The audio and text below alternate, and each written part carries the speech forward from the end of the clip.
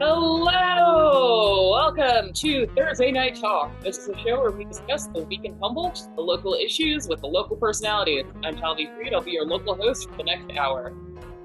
Cal Poly Homeless, or Cal Poly Humboldt, currently has enough on-campus housing for a little more than 1/3 of its students. A 2018 study found nearly 1 in 5 of the university students had experienced homelessness or houselessness, however you would like to call it, twice the Cal state system average. Yet the school's administration has decided to eject homeless students who are sleeping in their cars at the school's parking lots, leaving many with nowhere to go. Joining us tonight to discuss this topic are two students being directly affected by this policy, Brad Butterfield and Maddie Montail, as well as the president of Cal Poly Humboldt Associated Student Body, Sam Parker. Welcome to all three of you. You can say hi. Thanks. Yeah, thank you for having us on. Yes, and then we also, Darlene Spoor from Arcata House Partnership has joined us. Won't be saying too long, but welcome, Darlene. So this newest bout of issues at Cal Poly Humboldt and houselessness particularly, because that seems to have, I don't think there's ever been a time in Humboldt history when that hasn't been an issue.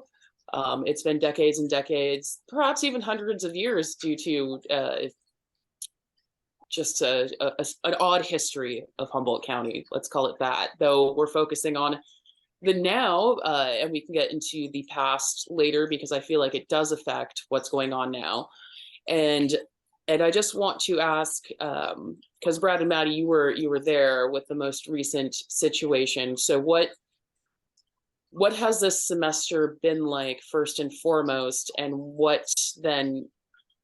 how did it come to this?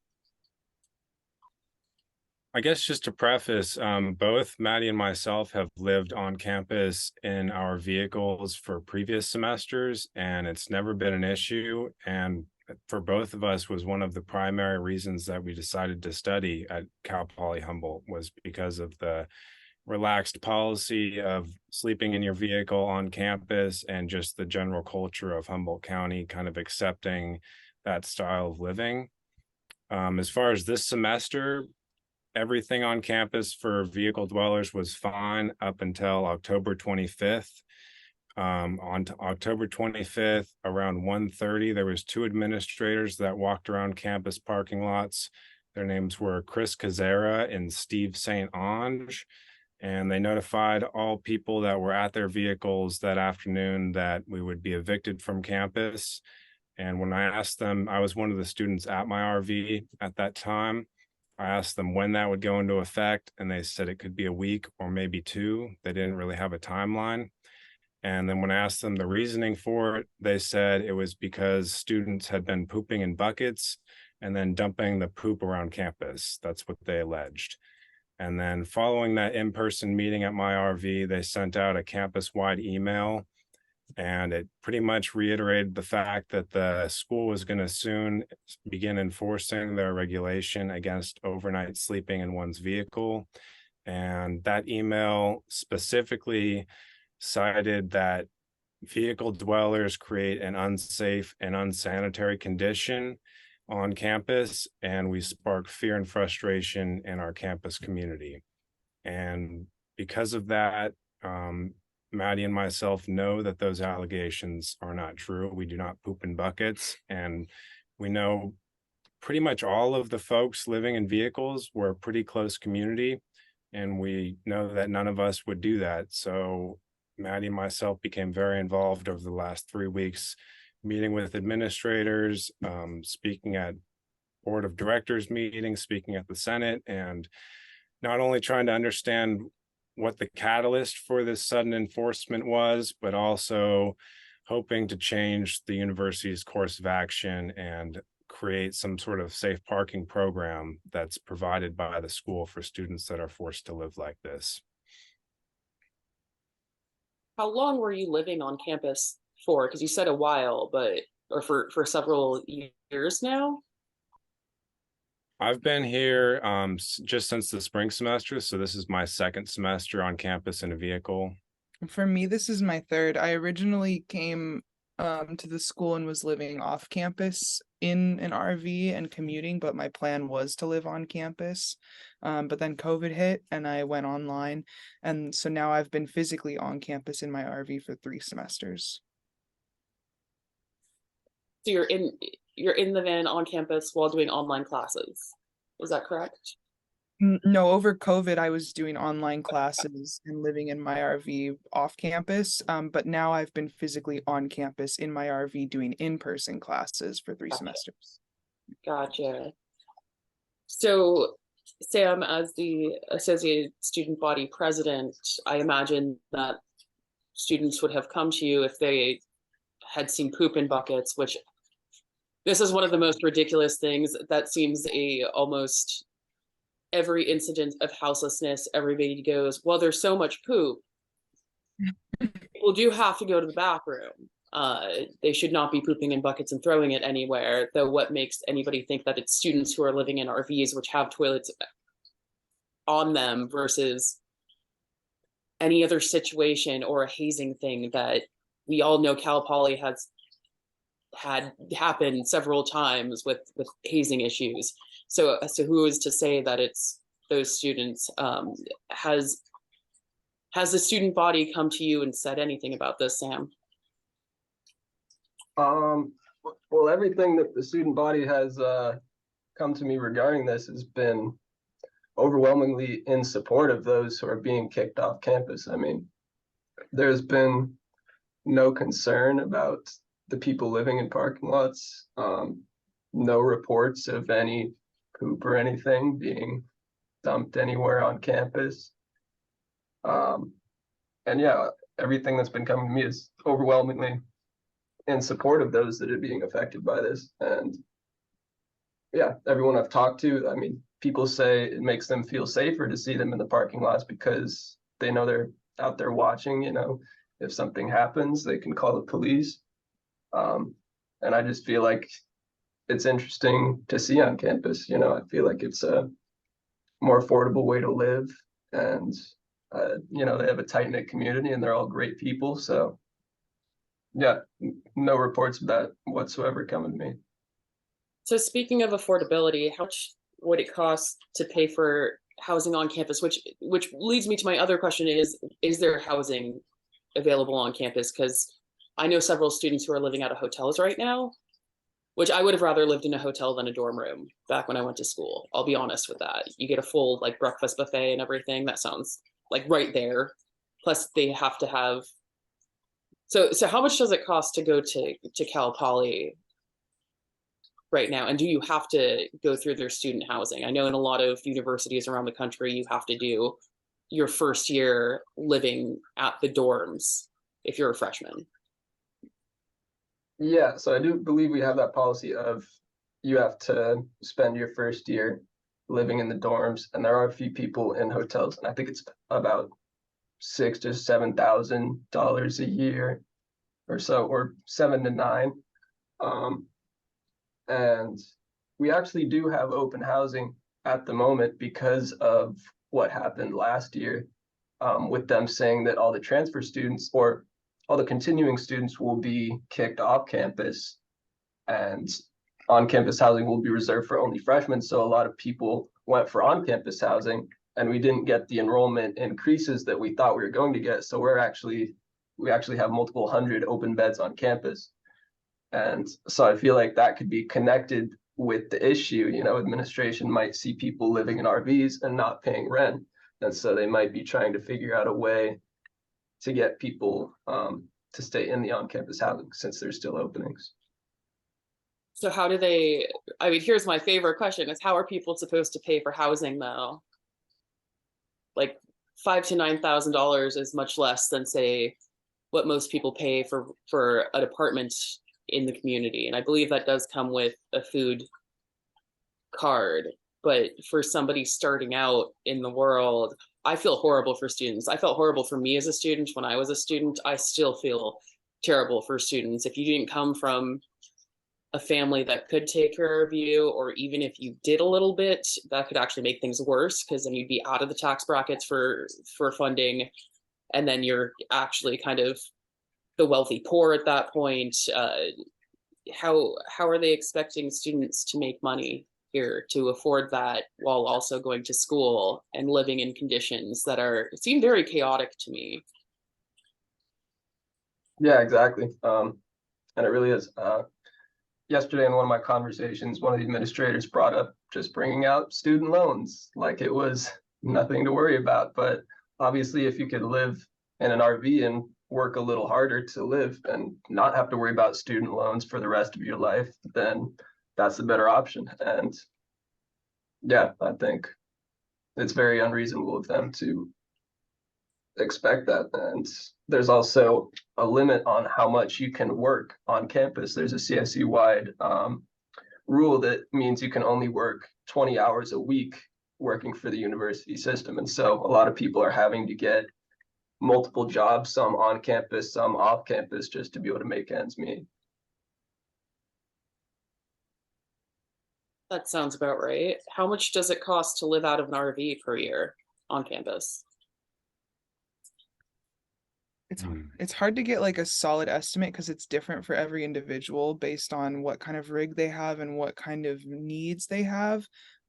It's easier to get more of like a monthly or weekly estimate, but it's also hard because something that people don't take into account very often is that it's not always monetary. Like living like this takes up a significant larger amount of time, of your time and like energy. Like we're constantly having to like fix and maintain things, and those things cost money, but you also like we don't have the money to pay somebody else to fix anything, so we're constantly having to do those things ourselves, and be mobile, and we have to go and get all of the resources that we need. Like we don't have on demand water, propane, or electricity. We have to go and source all of those things, and those are mostly the things that we have to pay for. So like depending on the person, like some people had to take out a loan. Like I had to take out a loan to buy my RV, so I pay on the loan. But other people have bought their vehicle outright and they don't owe anything on it. Some people have a monthly payment and some don't, and then some people need to go and buy water and propane and some people don't, and those things cost money every month. So it kind of just depends on the individual.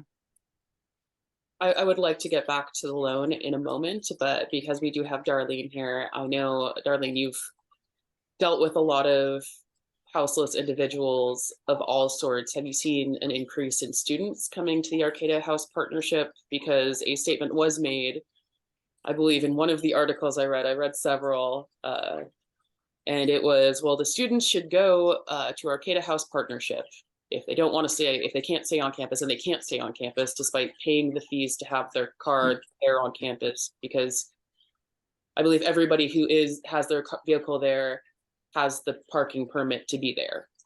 That's correct. So Darlene, have you seen an increase in students coming to Arcata House Partnership for help? Is that even convenient for students?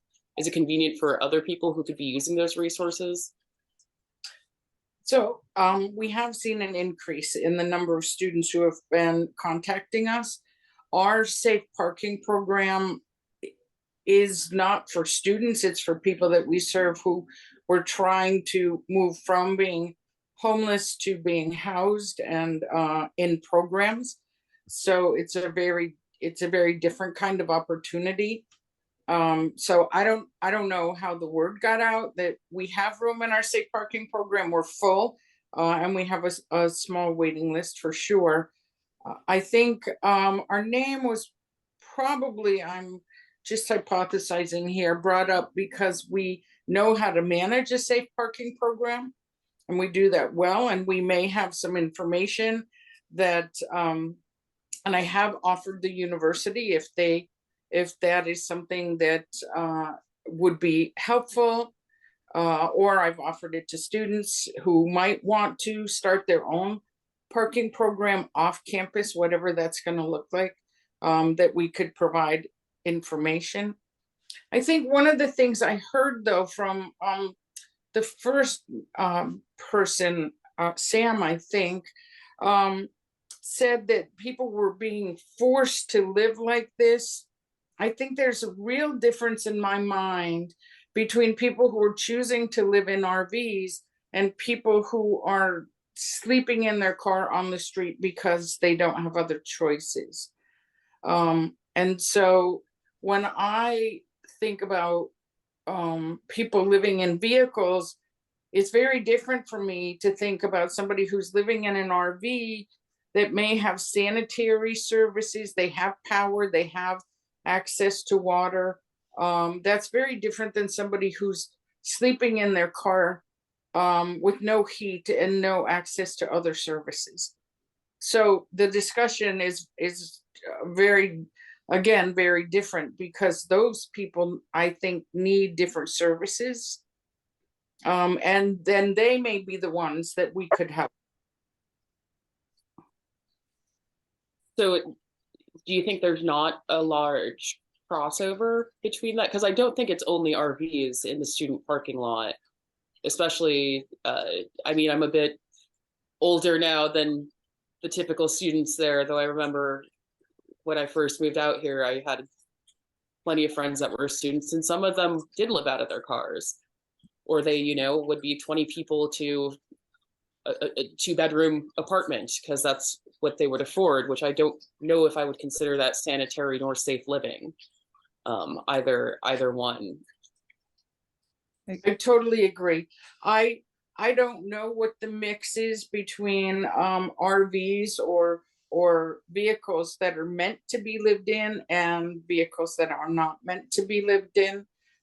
So I can't answer that. I don't have any information. I would say it's kind of 50-50 in terms of, like, Brad and I are actually the only two with actual RVs on campus. Everybody else has a van of some kind, or a like a truck camper, or an actual car, and it's pretty split down the middle with who lives in a car that's not made for living and versus a car that is made for living. Thank you. My apologies, Brad. I said Sam earlier. I apologize for getting your name incorrect. Oh, no worries. They sound similar anyways. They both have A's. There you go. Life is good. I mean, we are going to have to get a break in just a moment, but this just leads to so many more questions, which I feel like it might be too soon in the conversation to start getting to solutions to this, but is any time too soon to go into solutions? Though let's quickly take our break, and then we'll come back and carry on this conversation, because I think we're just going deep now, which is great. I'm Talvi Freed. You're listening to Thursday Night Talk.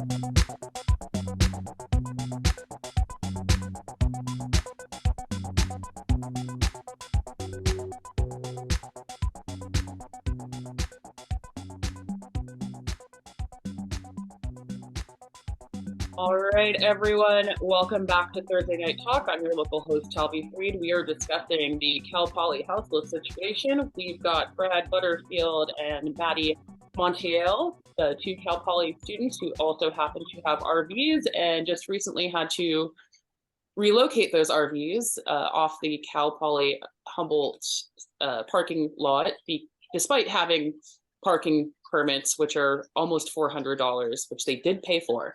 And you should be able to park your car in places that you pay for parking. I believe that is the agreement there. Sam Parker, president of Cal Poly Humboldt's Associated Student Body, and we also have Darlene Spohr from Arcata House Partnership. And we had just discussed kind of what happened in the last few weeks with Cal Poly, who we did ask their housing authority if they wanted to be part of this program, and they declined. They've been declining all commentary on every article I could find in every situation, which is an unfortunate kind of wall that is often faced. I've always appreciate when people from Cal Poly are willing to be on the show. I'm honestly not surprised they didn't want to be on this particular show with how controversial it can be dealing with housing, particularly student housing, because I mean, so there were a few things I wanted to get back to. So we talked about how so Arcata House Partnership does not really have any more room, and it is for a specific person or people living in a situation where they are trying to get out of extreme hardships and become a housed person, versus students who might also be in that particular situation, but students also are going to school. They might not have the same health concerns due to youth yet.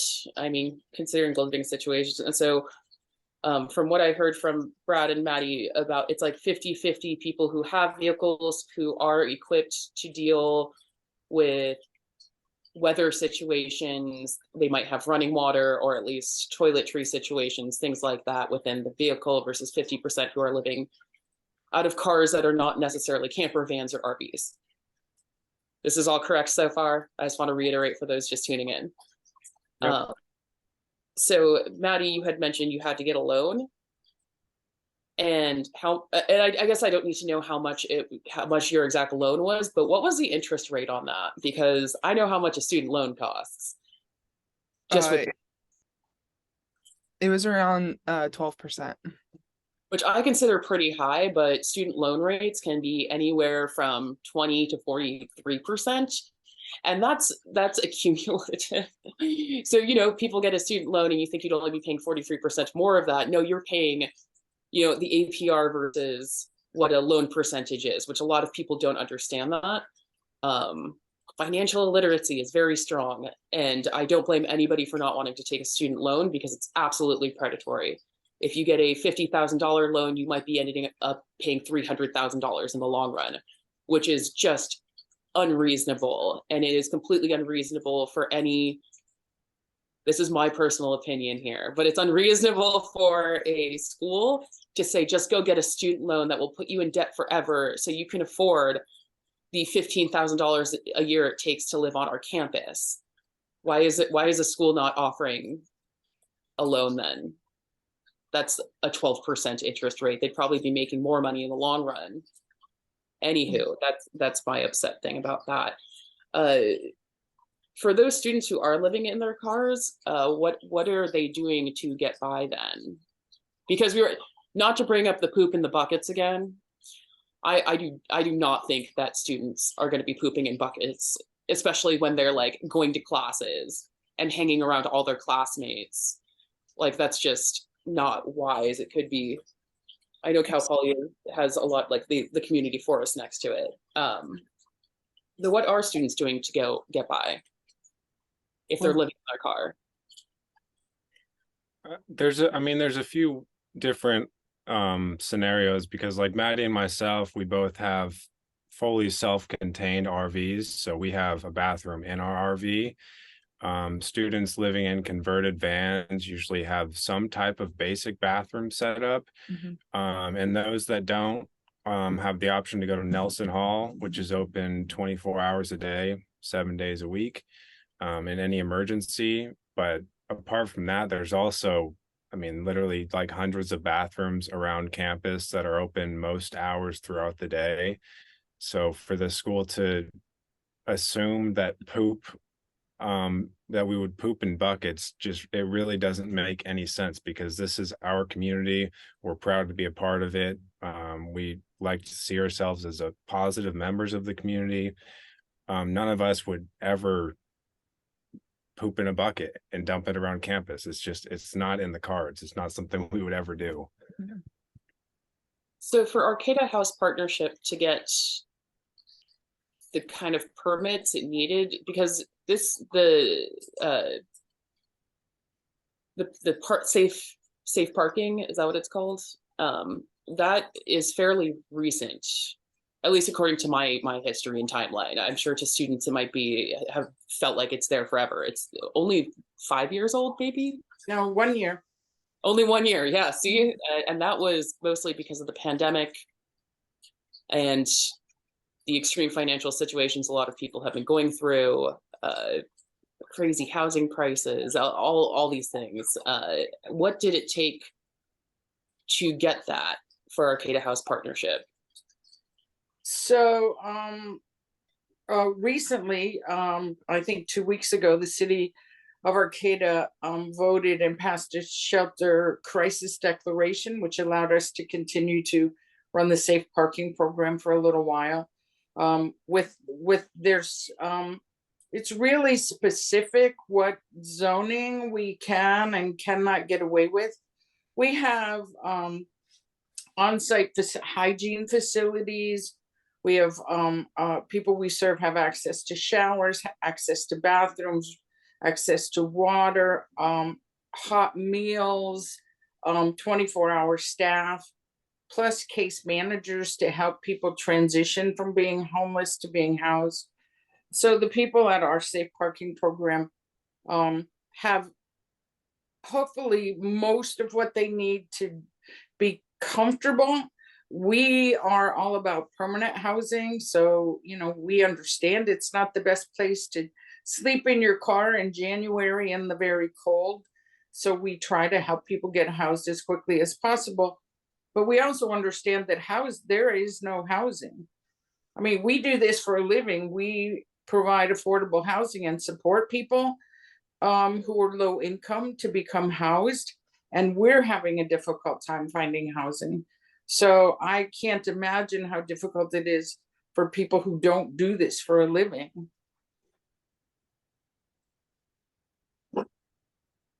Sam, I know that the student body probably has a lot of other topics that they're constantly dealing with. I was part of a few different clubs and all that in college, and there's always a lot going on and every student has different needs. Are you seeing students kind of, I mean, you said that everybody's in full support of this, so what do you think the student association or student body association can actually do to help the students that currently need help right now? Yeah, so the main focus as of late has been trying to reach out to administrators to get them to reverse this decision or come to some sort of a compromise at least, but there's really been no progress whatsoever on that front. And we've gone to the University Senate, and it seems like faculty and staff are all in support of the students, and there was a resolution passed recommending to let students stay for the remainder of the year and for people to be consulted prior to making these sorts of decisions. But that resolution was passed unanimously, and it was largely ignored by upper administration.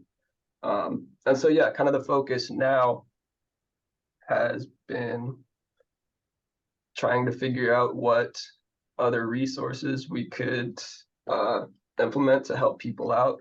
Right now, I'm working on getting some sort of a community kitchen to provide more free food for people and allow more autonomy in preparing food and everything. And that's the main thing. I mean, still trying to collaborate with everyone to find solutions that will work with everyone, and still trying to pressure administration to walk back in some way or figure out a solution for the future that would allow people to come back. So what do you think would make the administrators actually listen to the concerns and needs of the students? Right before we had started on air, Brad and Maddie and Sam, you all had been talking about some protests that had happened. It sounded like to me. What is going on there, and has that gotten the attention of anybody? I mean, I feel like we've tried everything under the sun at this point. At first, we started a petition, which at this point has over 3,400 signatures in support of us. We had hundreds and hundreds of community members, students, faculty, professors, email administration on our behalf, voicing their support. And like I said, we went to a whole host of different meetings with administrators, trying to voice our concerns and really plead for some help and understanding in this. And it was only after about a week and a half, 2 weeks of meetings and the petition and all of that, that we decided to go to protest to hopefully get the administration to at least take us seriously. And I mean, despite the rain, we still had a turnout of over 100, and the protest went on for over 12 hours. So I think it was a real good showing of support. And even that did not seem to become to get this issue on the administrator's radar, at least the administration that can really change course, which for this parking topic in particular, it really is in the president's domain. He's the only one that can change the parking regulation. And him and his staff, primarily Chief of Staff Mark Johnson, seem to be the two people most unwilling to compromise or find a mutually beneficial solution for this. They don't want to have a meeting. They don't want to talk about a safe parking option. They've been completely unwilling to hear us out throughout this entire experience. I will add, I feel like publicity is a big part of this as well, where we can keep pushing, because this is a lot of bad press. And I mean, they're already struggling from what happened last year, and that's why we didn't meet those enrollment goals. And yeah, I mean, the LA Times came and interviewed us. Now we're on the radio. We went to the Board of Trustees meeting to bring this to the statewide level. And yeah, I feel like that's the way to go, because it's going to hurt the school to not get the enrollment that they want to see. And this isn't going to benefit them in any way in the long run.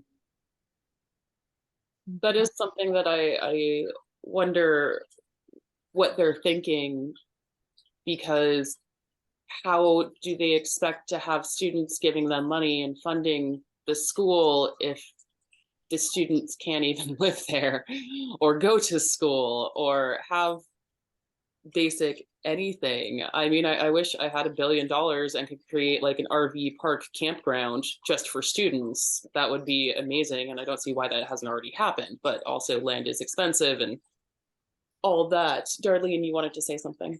I do. I have to go to another meeting. I apologize, but I do want to say that I hope the conversation at some point expands to, there's a huge number of students who are homeless who are going to the university. That's across the state. That's across the country.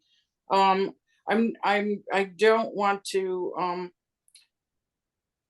minimize how important it is to talk about housing on campus and being able to park your vehicles on campus and live in your cars. But we also know that there are hundreds of students who are homeless, who are living in the forests, who are living at the dunes, who are living in their cars on the streets of Arcata, Eureka. And I think at some point the conversation, for me at least as a homeless service provider, really is, how do we help our community that's suffering tremendously, our most needy citizens, whether you're a citizen for 1 semester or for 4 years, or you live here long term. We have people in this community who are really suffering. And how do we help students, the greater number of students who are struggling right now with financial insecurity? Thank you, Darlene. That is an amazing question. And that is something there's students with cars. There's probably plenty of people who live out on, Clam Beach and all that. That's, my first thought is, oh, they kicked you off, you just go there, but then you have to drive, and then that's gas money. And then, it makes it a huge struggle for somebody who already is living in a situation where I imagine for many it's hard to even shower, and that's not even top priority. So what can be done? Well, this is a discussion, not a solution finding spot, but if we find solutions, I hope we do. That would be amazing. I don't know. Would anyone else like to chime in on that? Yeah, I'll just say I feel like with the school's action, they've really been exacerbating this kind of problem because now these resources are being stretched thin. I mean, there's people at the school that are struggling in a place where the community is already struggling, and the actions the school is taking are just making these problems worse. And I mean, it seems like the school has no interest in actually working with the town of Arcata, and there's really been no collaboration between them to solve these problems.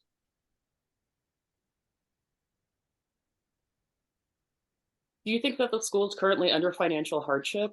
They have all these buildings going up. They have a new student housing center that they're building. They broke ground on it,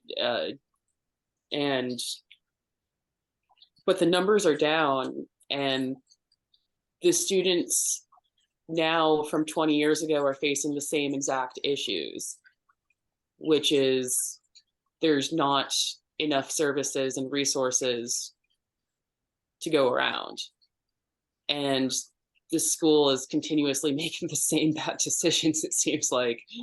Though, do you actually think that they are in financial hardship? Can you, they just became Cal Poly. You would think that that would mean something. Yeah, to an extent. I mean, there's a lot of different ways that the budget works because, I mean, becoming a polytechnic, there's all this one-time funding for all these new buildings to be created, but without the sustained increase of students that they have been aiming for, then there isn't the funding to have like the continuous needs met of all the general operations and support systems for students. So there's all this money to build all these new buildings, but then there's still all these other issues of the continued function of the university and support for students, really. And also with AS, last year the administration told us that there were going to be 2,000 new students this year.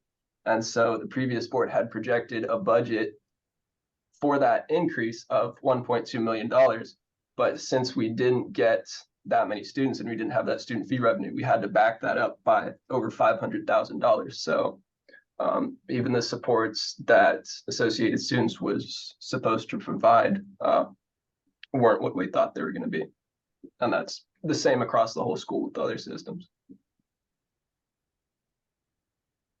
That's a lot. That's a lot. Brad, you were about to say something.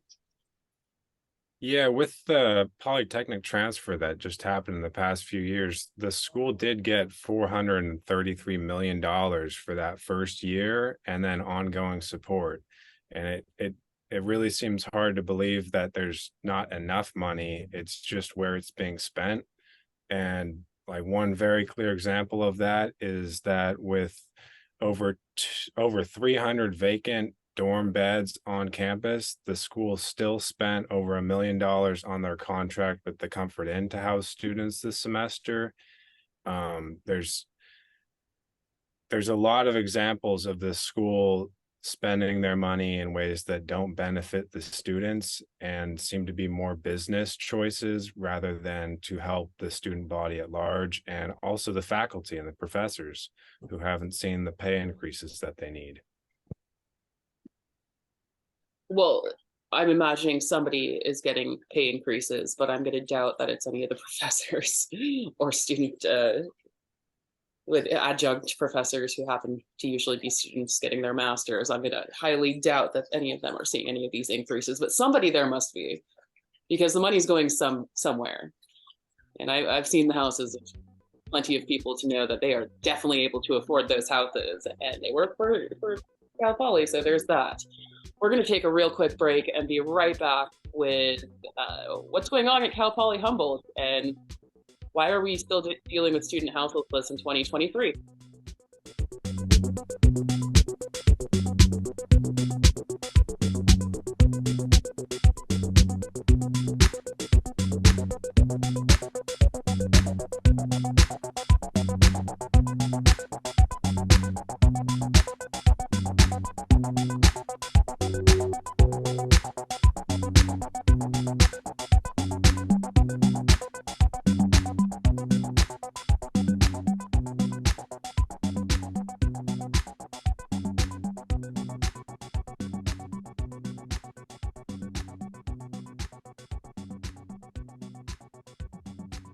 Welcome back, everyone. You're listening to Thursday Night Talk on KZH 96.7 FM. I'm your local host, Talvi.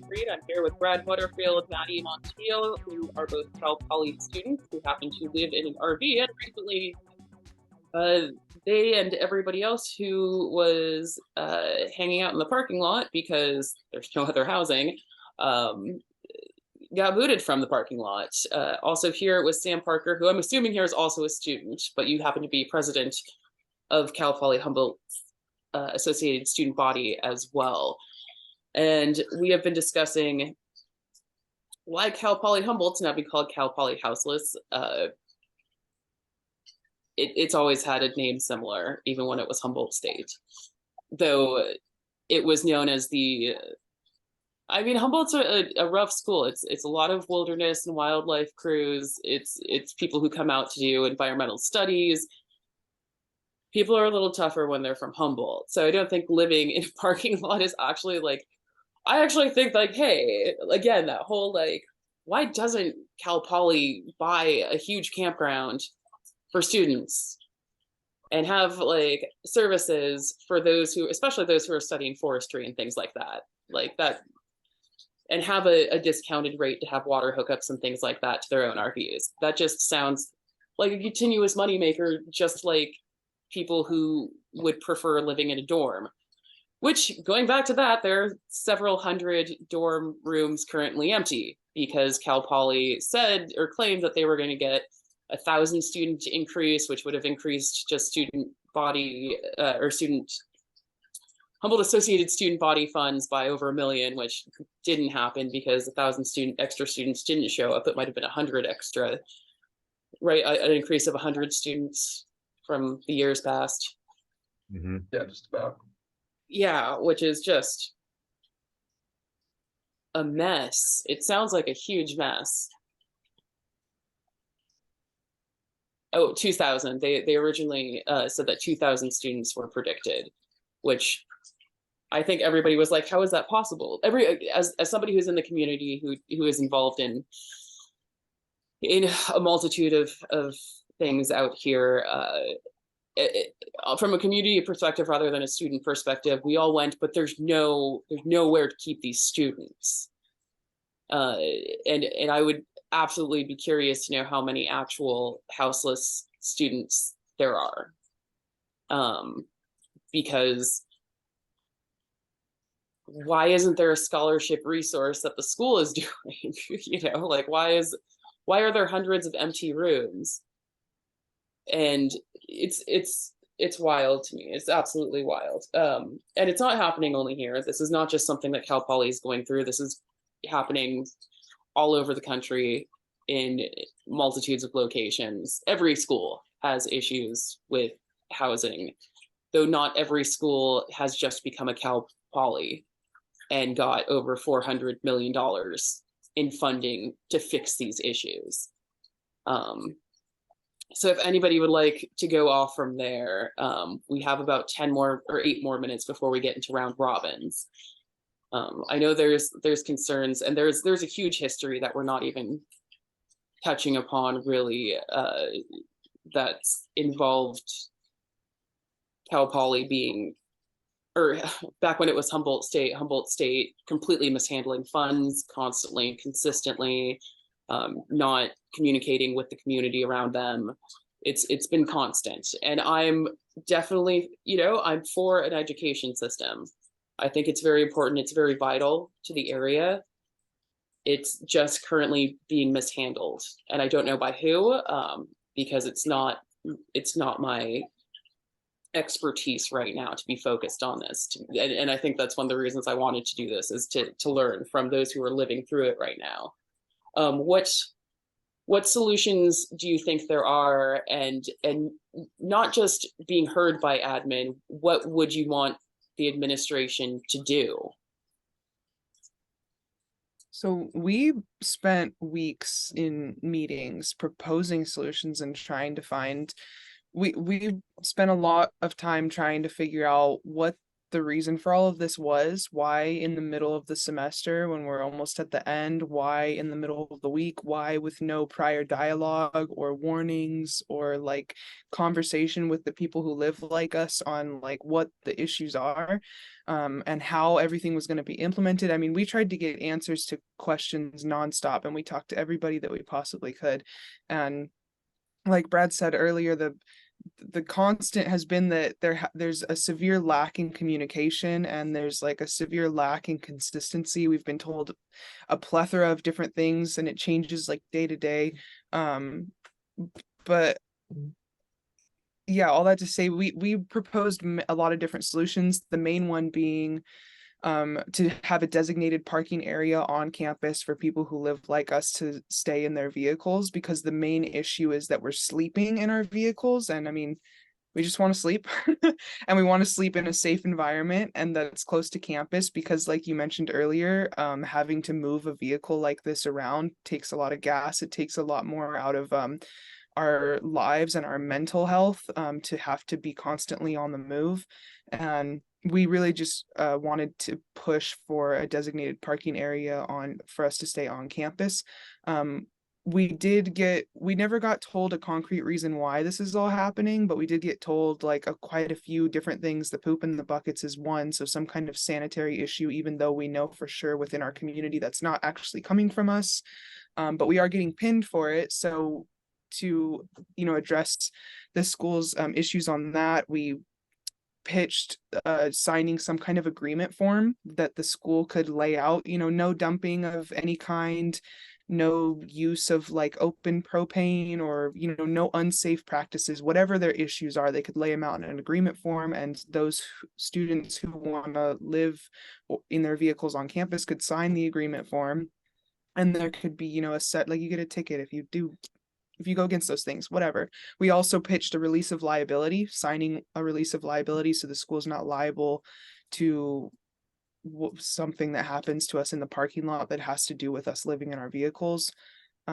We pitched an increased parking fee, like having a different kind of parking pass that's for people who are living in their vehicles, so that they're easily identifiable, so that the school can then protect its students. And if it needs to, they can, because UPD has told us that they've had issues in the past with people living in their vehicles on campus that are not students, and they have to go and kick them out every now and then. So we pitched, just looking at the parking pass and like realizing, oh, this is a student, they can be here. Oh, this person doesn't have a student parking pass, they can't sleep here overnight. And that way there's maintenance of safety and everybody knows who's who. There's quite a few other solutions that we pitched, but all of them, like Brad said, have been met with complete shutdown or just nods, and nobody ever really paying attention to them or doing any movement towards those actual solutions. And we've just kind of been met with a stone wall. I think it's also really important to note that the school currently owns a vacant lot on Foster Avenue, which is completely flat. It's gated. They would have to do no work to allow students just to park there overnight. Students that need to sleep in their vehicles, that could be an option. The school wouldn't have to put forth any money. It's already on the patrol of the University Police Department as a lot that's owned by Cal Poly Humboldt. So it's not that there's not options available to the university. It's just that they're not willing to make them an option for students that need it. And why that is really difficult to say. It seems to be a few people at the very top of the administration that are hardlined against allowing students to sleep in their vehicles for one reason or another. Maybe they want the money to go towards dorm fees. Maybe they don't like the optics of it. It's probably a combination of a lot of different things, but there is options the school currently has that they could put forth for us that would not force us out onto the streets and put us in a safer situation, more comfortable, allow us to do much better in school. Because right now, me and Maddie we've been moving around on city streets trying to find a safe place. It's added a lot of stress to our lives. And this is in the last quarter of the semester. It's a very poor timing for this all to go down.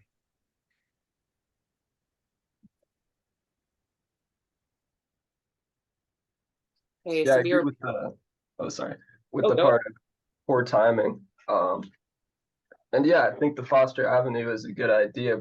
It sounds like what they were thinking for it was just making it into some sort of athletics facility, but I feel like something that would be more like this and actually support students would be infinitely more valuable, even just in the meantime, because it's probably going to be a long time until construction actually begins there. So why not just allow people to stay there and get some use out of it until construction begins? Well, there is one solution that doesn't sound like it would actually probably make more money, because no doubt the school would have people start paying for an overnight pass. I don't doubt that at all. I feel like you get a 6 a.m. to midnight pass or a 24-hour pass, and they probably charge you between $5,000 and $15,000 because they want you to live in those dorms. And they want you to use all your money and all your funding for that. A little bit of sarcasm, but is it? Because I really think that they probably would try to charge that. They'd probably be like, yeah, sure, and charge you the same rate as student housing, despite getting so much less than you would get there. But is it that much less? I've heard different things about different buildings there. I would rather live in a hotel room, which is irrelevant to this conversation, though. Time for the round robin. Everybody gets about 3 minutes. Just for those who are listening on our radio station, KZZH, listening live right now, or who are going to be watching on our TV stations over the weekend, Channel 12, it's going to play a couple of times throughout the weekend. I think Channel 10, it might play as well. And then for those who watch us on YouTube, what would you like to say to them? Let's start off with Sam as the president of the Cal Poly Humboldt Associated Student Body. Yeah, this year so far has been quite the series of events, I'll say that. I mean, we had to start out with the statewide tuition increase being proposed right in the middle of the summer when no one was really paying attention, and then being passed right at the start of the school year, just as people were getting used to going back to school. And that would be 6% per year, compounding for the next 5 years. And then on top of that, now we have this where people are being kicked out and there's going to be more to pay and less money for housing. And with inflation and everything, it's a difficult time to be a student, really. And I really feel bad for everyone that has to deal with all these issues. But yeah, I feel like a lot of it is just a much larger issue where there's just this lack of compassion and empathy from people at the top. And I feel like the whole system of this public university is just being run like a business rather than actually something to educate and empower people. And yeah, being inside student government and having these connections with administration and with people on a statewide level has become ever more apparent.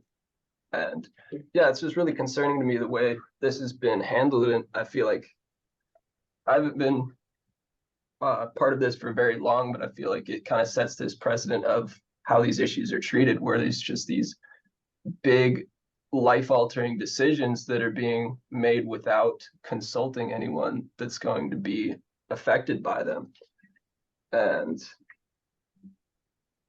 yeah, and it doesn't give me a lot of faith in the system, and I feel like there's a lot of changes that need to be made, but I feel like there are, in a way, all these hits kind of create bright spots because it gets everyone unified. It gets people together under a common cause, and I feel like it can build community in a way and get everyone talking about solutions, because sometimes people might get a little too comfortable in their day-to-day life. So sometimes something to stir things up can help settle things back down into into a better way somehow. But yeah, I think that's all I got to say. Thank you. Thank you, Sam, for being on the show. Let's move to Maddie. Um, yeah, what Sam said, I think something that Brad and I have talked a lot about during all of this is silver linings. And I mean, we've had to neglect like all of our schoolwork and jobs on campus and club activities and extracurriculars to focus on this, because when we talk about housing, like housing is your foundation for life, and when that kind of gets taken out from under you, it throws everything out of whack. So it has been really hard on us and on our community, and to see our like close friends that we've like developed these bonds with throughout the semester like go through all of this and see how it's like deteriorating on people's mental health. Really paying attention to the silver linings has been really important in the way that we keep going through all of it, and seeing that this is a bigger issue, you know, that it affects so many people in so many different ways, and that we can't put an umbrella or a blanket over the way that people live. You know, we do have to look at it on an individual basis and see that we're all in these complex situations, but we're all in it together. And like what Sam said, like it really stinks, but situations like this do bring people together. And like we at the beginning of this, we thought, you know, this was just happening to this small group of people. It was going to suck. We were going to push back, but we didn't realize how much community support there was and how much people cared. And that was through this whole thing, it's been like overwhelming the way that people have communicated with us about their support and how they feel, and like just the way that people will go out of their way to make sure that we recognize that we're not alone, and that they also agree that we have a right to be here, and that we're not doing anything wrong, and we're not dirty and dangerous the way that they try and like profile people to make their decisions okay or something. But just like feeling feeling everybody come together around an issue like this has been an amazing experience, and has been a massive silver lining among a ton of other small silver linings, but the biggest being that it's brought people together. I mean, we've formed relationships and connections with people that we never would otherwise, we've met people that we never would have otherwise, and like just felt this overwhelming like love and care and support. And like although this situation like pushes you to like lose faith in like an institution, in schooling and education and whatnot, it drives the faith that I have in humanity. And it reminds me like that we can all do so much and make so much change, and in a positive and loving direction when we come together. And it sucks that really bad things have to happen in order for that to happen, but it's a really good reminder of the power and the love that people have when they come together. And that's been the best, most amazing thing for me through all of this. Thank you, Maddie, for being on the show. Brad, you have about 2 minutes. All right. Yeah, I guess going off of what both Sam and Maddie said, the support really came as a shock to me. And when I was visited at my RV on the 25th, I almost then chose to drop out, because I was like, wow, I'm out of options. What am I going to do? And then we all got to talking to each other and formed a plan.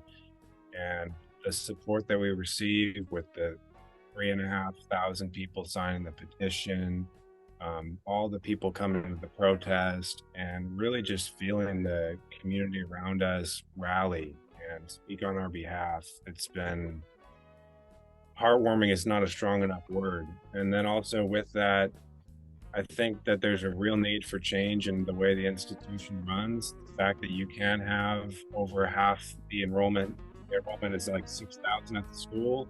You can have a petition with 3,400 signatures in favor of changing resolution. You can also have the academic senate vote unanimously to change course. And still the people at the top are unwilling to listen to the masses. I think that's a real clear indication that there's a flaw in the way things are run, and it's a call to action for things to change. And thanks for having us on. I really appreciate it. Thank you so much. You were listening to Brad Butterfield, Vandy Montiel, and Sam Parker, all Cal Poly students. Sam happens to be the Humboldt Associated Student Body President. Thank you everyone for being on here. I'm your local host, Talvi Freed. That's about all the time that we have today to discuss the issues of houselessness and homelessness with students at Cal Poly. Tune in next week with another Thursday night talk. If you have suggestions for the show, email me at kzzh@accesshumboldt.net. And as a reminder, the show will replay on KZZH 96.7 FM Friday evening at 8 p.m. You can also watch us on the Access Humboldt YouTube channel and on channel 12 throughout the weekend. I will see you next week.